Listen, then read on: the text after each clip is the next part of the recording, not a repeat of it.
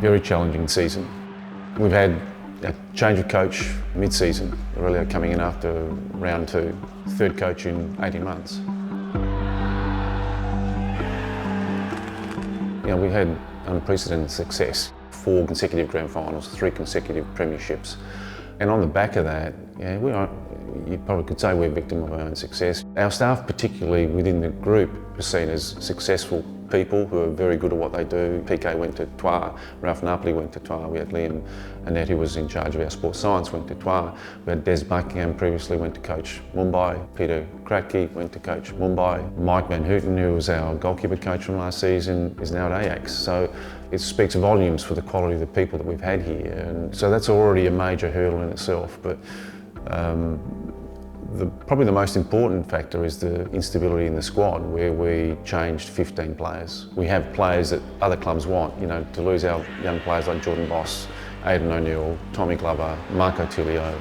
I don't think any team would have been able to have the season it would have wanted to with that many changes both on and off the park. So yeah, it's been probably the most challenging season for me in nearly 20 years of A-League, and obviously for the coach as well. If you look back, the success that the club has had over the last couple of years, most of those players were here 2 or 3 years. So it's easy to click your finger and say, everything's going to happen, but unfortunately in football it does take time. We're in a rush, obviously, especially after a season that we've had. Just popping into the 6 is unacceptable for us. We had lots of ups and downs through the course of the season. We had some great games and played some great football, but then we had some games that were well below par. But that's something that we really want to fix going into next season. First of all, we have to judge what Aurelio's doing on the park at training and how his management of the squad has been and how his relationship with the players is. And I saw a lot of positives at training, I saw a lot of positives towards the end of the season. I saw a lot of calmness with chaos really happening around him. For him to remain calm, to be able to manage his staff. We've got young assistant coaches in Ralph Napoli and Scott Jamieson. He's shown a really good style of management, man management in that regard. He's certainly very aligned with the way we want to play. He was a player who loved having the ball and was skillful and energetic and gave everything he had. The reason I'm here is because I totally 100% believe in the philosophy. We want to be aggressive going forward, we want to create a lot of chances, we want to win the ball back as quickly as possible.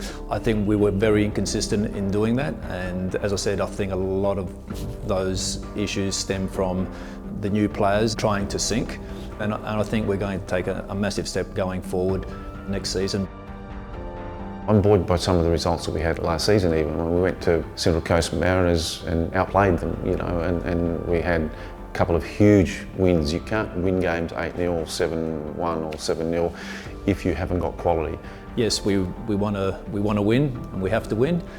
That adds certain pressures as well, but on the flip side of that is that we're also nurturing the young players coming through. We saw what he did with Max Caputo. We had to drop the greatest goal scorer of all time in the A-League for a young 18-year-old, and he wasn't afraid to do that, and we saw Max grow from the time Aurelio came into the position. So yeah, for all those reasons, we think he's the right person to take us forward. I think it would have been really unfair not to give Aurelio another go, an extension to his contract, because we've seen a lot of positives in terms of how he's handled the situation. He's going to be able to work with the team from the very beginning. He's going to be able to have an impact on our pre-season and the standards that he wants. Most of the players in our starting 11 are going to be players that have already been here for at least 1 year, and some of them for more than 1 year, whereas we didn't really have that last season. A lot of the games in this last season, we had 7, 8, 9 new players in our starting 11, let alone players on the bench that were new as well. So that won't happen this year. We'll probably have 2 or 3 starters that may be first-year players, but we certainly won't have 8 or 9 like we had before, and that's going to be a massive difference going forward.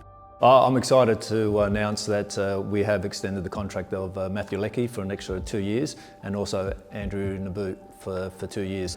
Andy's had a really tough season with 2 operations on both Achilles.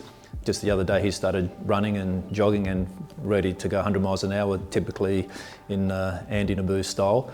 He should be joining us on first day of pre-season, and obviously Matt, we know what he produced in the past, and he produced that in the last 4 games of the season as well, and we certainly missed that during the course of the year. Yeah, they bring leadership, they bring experience that's invaluable, they know what it takes to win because they're winners, they've been here during the whole period that we've been very, very successful, and I think they add enormous value, particularly when we have our youngsters coming through over the next year or two, and they're going to need those type of people around them to help guide them along the journey to becoming, you know, elite players.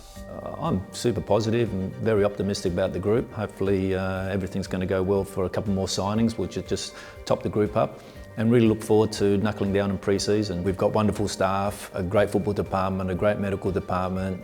So really there is no excuse. We also need the help of the fans. The fans have always been there for us, and I know potentially at some stages it could have been frustrating. You saw our absolute highs and you saw our absolute lows, so we're definitely trying to bridge that gap, but we can't do it without the fans, and we need them to push us to get us again back to where we should belong, which is in the top 2 positions of the ladder.